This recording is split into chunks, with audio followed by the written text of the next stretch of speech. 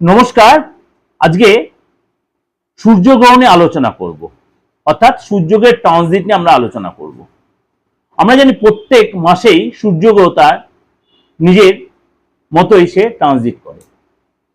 এই মুহূর্তে সূর্যগ্রহ বসে আছে আপনার মীন রাশিতে। সূর্যগ্রহ ট্রানজিট করবে তার উচ্চ রাশি মেষ রাশিতে। কবে ট্রানজিট করবে, কখন ট্রানজিট করবে, কতদিন থাকবে, কি তার এফেক্ট হবে 12 রাশির ক্ষেত্রে, সেটা নিয়ে আমাদের আলোচনার বিষয়বস্তু।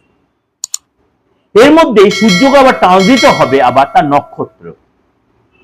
সূর্যগ্রহ ট্রানজিট করবে নক্ষত্র, সেটা ছোট ছোট আপনাদের কাছে আমি আলোচনা করব।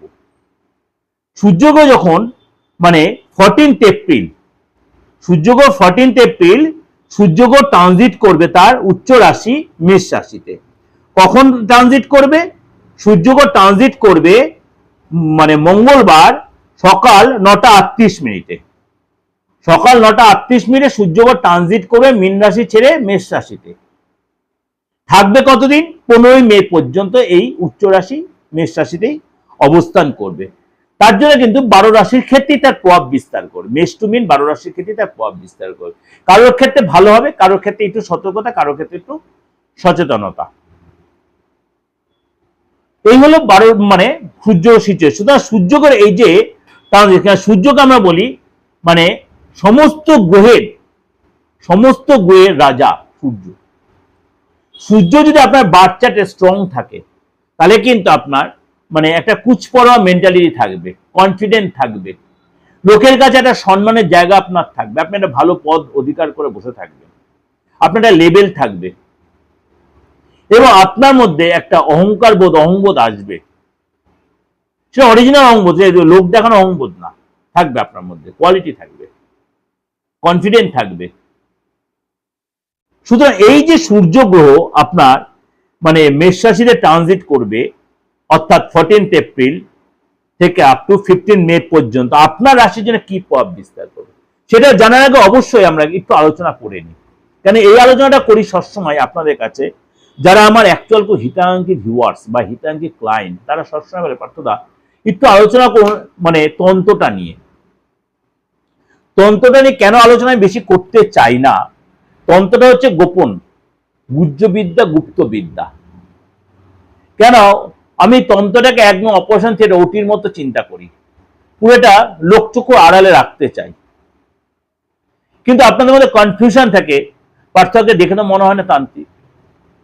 শুনুন, দেখে কোনো প্রয়োজন হয় না, আপনার পরিচয় আপনার কাজে। কথায় বলে ফলেন পরিচয়তে, ফলেন পরিচয়তে। কাউকে দেখে যে সবকিছু বিচার হতো, তা যারা সেজেগুজে বসছেন, আমি কাউকে ছোট করছি না, ক্ষমা করবেন এই ভাষা নিয়ে কাউকে ছোট করছি না। আর যারা না সেজে বসছেন তন্ত্রের মতো, যারা একদম লোকচক্ষুর আড়ালে রয়েছেন, তারা হচ্ছে অ্যাকচুয়াল তান্ত্রিক। আমি বলি অ্যাকচুয়াল তান্ত্রিক, অ্যাকচুয়াল তন্ত্রবিদ্যা যা সাধনা করেন, তারা কখনো এই মিডিয়া লাইনে বা লোক সম্মুখে আসবেন না। আমি জানি আসবে না, আমিও আসতে চাইনি বা আমি কোনো আলোচনা করতে চাই না। ওই যোগ্য নিয়ে আলোচনা, যোগ্য দেখানো মিডিয়াতে একদম টোটালটাই ভুল। যোগ্য করা দেখানোটা এটা সম্পূর্ণটাই ভুল। কোনো দেখানো যোগ্য কোনো দেখানো যায় না, করতে নেই। আহুতি দেওয়াটা দেখাতে নেই, এটা সম্পূর্ণ গোপনীয়তা মেনটেন করতে আমি অন্তত মনে করি। কারণ আমার বংশ পরম্পরায় যেভাবে চালিয়ে এসছে, এবং যারা আমাকে, যাদের কাছে আমি শিখেছি, যারা আমার গুরুদেব ছিলেন, এই তন্ত্রের গুরু, একাধিক গুরু ছিলেন আমার সেই সৌভাগ্য হয়েছিল, তাদের কাছ থেকে শিক্ষাটা পেয়েছি। তারাই বোঝেন, তাদের জন্য আমি কোন এই মিডিয়ায় বসে তন্ত্রের এই বা যখন যোগ্য করছি তখন সে ভিডিও করেন, কাউকে কোনো প্রেজেন্টেশন করিনি মিডিয়াতে, প্রয়োজন মনে করি না। যখন আমি ইলেকট্রনিক্স মিডিয়াতে তখনও কোনো প্রয়োজন নয়, যারা আমাকে আগে থেকে চেনে তারা জানেন। কিন্তু এখন আলোচনা করি কেন, আপনাদের মধ্যে কনফিউশনটা সেটা কাটানোর জন্য, যে তন্ত্রটা আমার রক্তে, বংশ পরম্পরায়, এবং আমি সেই সৌভাগ্য হচ্ছে সেই তান্ত্রিক, সেই গুরুর কাছে আমার তন্ত্রের শিক্ষাটা পাওয়ার জন্য। তাহলে একে হয়নি, আবার আমি ডবল পেয়েছি। সুতরাং এই যে তন্ত্রের পাওয়ারটা দেখানোর জন্য আমাকে সেই যুগে বসার কোনো প্রয়োজন নেই। আমার কর্মই বলে দেবে আমি কি কাজ করে দিয়েছি এই বিগত 29-30 বছর ধরে, বা আগামী দিনগুলো আমি লোকের জন্য সেই সেবার জন্য নিয়োজিত হয়ে আছি। চলুন তাহলে এবার আলোচনা করি যে আপনার এই সূর্যের ট্রানজিট আপনার জন্য কি প্রভাব বিস্তার করছে। মিথুন রাশি, আপনার 11th হাউসে অর্থাৎ আপনার সফলতার ঘরে, লাভের ঘরে এই গোচর, অর্থাৎ ইনকামের ঘরে, এবং আপনার এই সময় কিন্তু একাধিক সূত্রে আপনার অর্থ লাভ হয়। যদি আপনি কোনো সরকারি চাকরি করে থাকেন, কোনো ভালো পোস্টে রয়েছেন, আপনি কোনো আমলা, সরকারি আমলা, আইএএস আইপিএস অফিসার, আপনি কোনো, বা আপনি কোনো প্রশাসনিক দপ্তরে ডিফেন্স লাইনে আছেন, আপনি কিন্তু যথেষ্ট সাপোর্ট পাবেন। আপনি কোনো আইনি সেক্টরে রয়েছেন, সাপোর্ট পাবেন। আপনি বাবা মার কাছ থেকে, বিশেষ করে বাবা বা এরকম বসের কাছ থেকে কোনো হেল্প পাবেন। অফিসের বস আপনাকে যে অ্যাভয়েড করছিল সেটা আপনি হেল্প পাবেন। শরীর স্বাস্থ্য আগে যে ভালো হবে, আপনাদের কনফিডেন্স বাড়বে, কিন্তু অহংকার ত্যাগ করতে হবে। আপনাদের রাগ জেদ বাড়তে পারে। যে অর্থ দীর্ঘদিন মার্কেটে আটকে ছিল, সে অর্থ আপনি কালেক্ট করতে পারবেন। এই সময় আপনি দীর্ঘদিন ধরে কোনো আটকে থাকা কাজ এখানে সাকসেস পাবেন, কোনো গুড নিউজ আপনি পেতে পারেন। এই সময় কিন্তু আপনাকে সতর্ক থাকতে হবে, কথাবার্তায় কন্ট্রোল রাখতে হবে, অহংকার ত্যাগ করতে হবে। লাভ লাইফে আপনার ডেভেলপ করবে, পার্টনারশিপ ব্যবসা উন্নতি করবেন, পার্টনারশিপ ব্যবসা যথেষ্ট ডেভেলপ হবে। নতুন কোনো ট্রাভেল, নতুন কোনো যোগাযোগ, নতুন কোনো সুযোগ আসবে, আপনার নতুন কোনো চাকরি পেতে পারেন। মার্কেটে যে ধার পড়েছিল অর্থ, বেশি অর্থ আপনি কালেক্ট করতে পারবেন। বসের সাথে সুসম্পর্ক তৈরি হবে, অর্থ লাভ হবে, একাধিক সূত্রে অর্থ লাভ। শরীর স্বাস্থ্য আগে যে বেটার হবে। বাবা বা পিতৃতুল্য লোকেদের সুসম্পর্ক তৈরি, আপনি বিবাহিত শ্বশুর বাড়ির সম্পর্ক ভালো হবে, শ্বশুরের সাথে সুসম্পর্ক তৈরি হবে। কিন্তু আপনাকে একটাই কথা হলো, অহংকার ত্যাগ করতে হবে এবং আপনার নিজের ক্ষমতা কতটা সেই বুঝে আপনাকে কিন্তু এগোতে হবে। ক্ষমতার বাইরে কাজ করতে যাবেন না, তাহলে কিন্তু আপনি মুক্তি পেয়ে পড়বেন। কারণ মিথুন রাশি মাঝে মাঝে নিজের ক্ষমতার বাইরে কিছু করে ফেলেন, পরে যখন সেটা মানে নিজের মাথায় স্ট্রাইক করে, তখন সে অনেকটাই দেরি হয়ে যায়। এগুলো আপনার একটু বুঝে শুনে এগোতে হবে, বি কেয়ারফুল। কিছু কিছু বলছে জটক বিচার। জটক বিচার তো অবশ্যই প্রয়োজন। আপনি এত একটা মানে জীবনে প্রবেশ করতে যাচ্ছেন, ছেলে বা হোক মেয়ে হোক, বা আপনি প্রেম করেছেন, প্রেম করলে সেটা আর করাটা ঠিক হবে না। আপনি আমার একটা রিলেশন রয়েছে, জটক বিচার দেখালে ভুল বেরোচ্ছে। জটক বিচারটা খুব মানে এখন এই ল্যাপটপে বা আপনার অ্যান্ড্রয়েড ফোনের মাধ্যমে জটক, এটা কিন্তু একদমই ভুল। ওইভাবে জটক বিচার, ওইভাবে জটক বিচার করতে অনেকের দেখালো 36 মিলে গেছে, তারপরে সংসার ভেঙে গেছে। আমি নিজে দেখেছি, সে নিজে এসে বলেছে, তার বিচার করে দেখে 36, তারপরে সংসার ভেঙে ডিভোর্স হয়ে গেছে।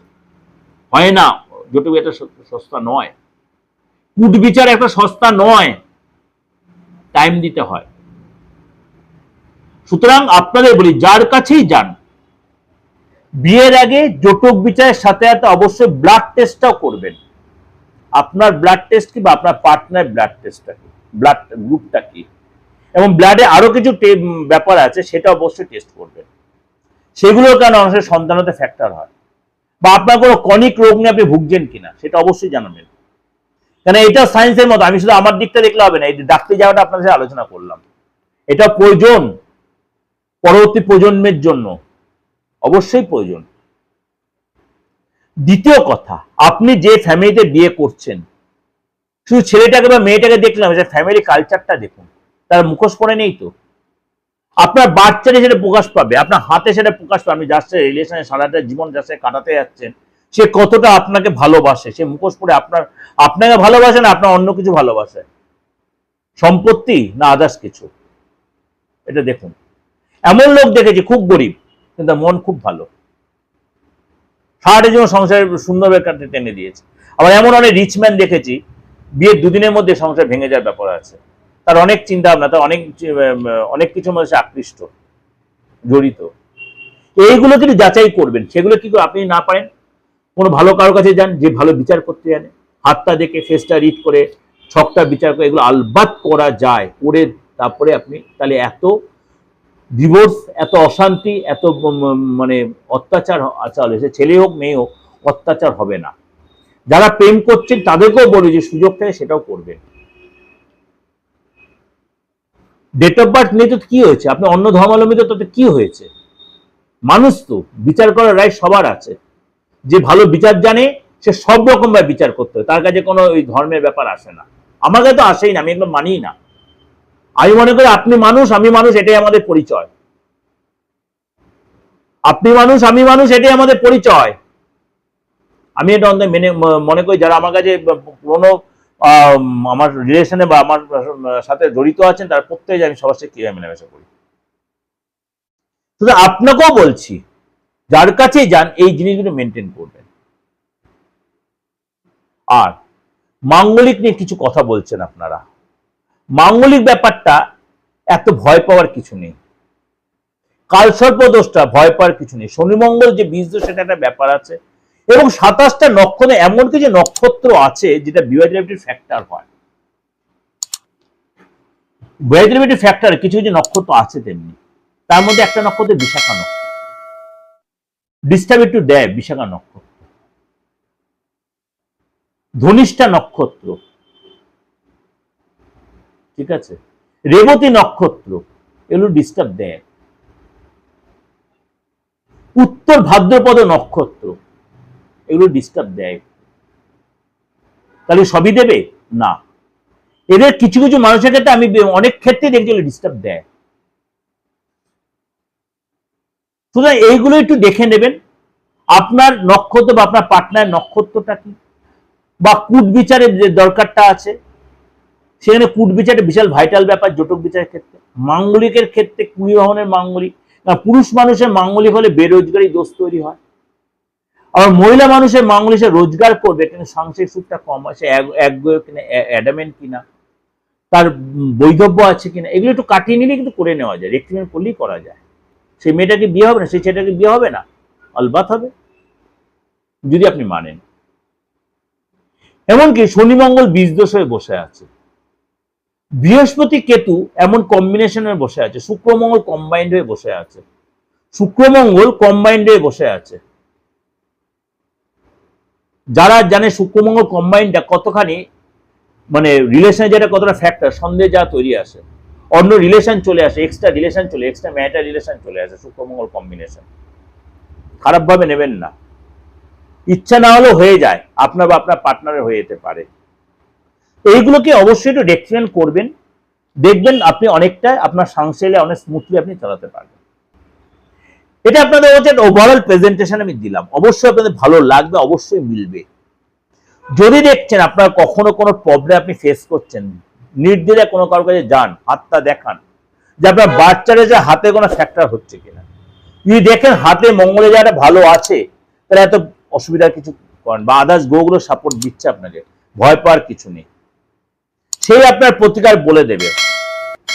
আর যদি মনে প্রার্থনাজির কাছে আসবেন, নির্দ্বিধায় আসবেন, একটা ফিস দিয়ে আপনি আপনার প্রেডিকশন করে যদি প্রতিকার দরকার আমি বলে দেবো, সেটা আপনি নিলে সেই জায়গাটা আপনি রিলিফ পাবেন। 891073325943960106 অবশ্যই ফোন করে নেবেন। নমস্কার, ভালো থাকবেন।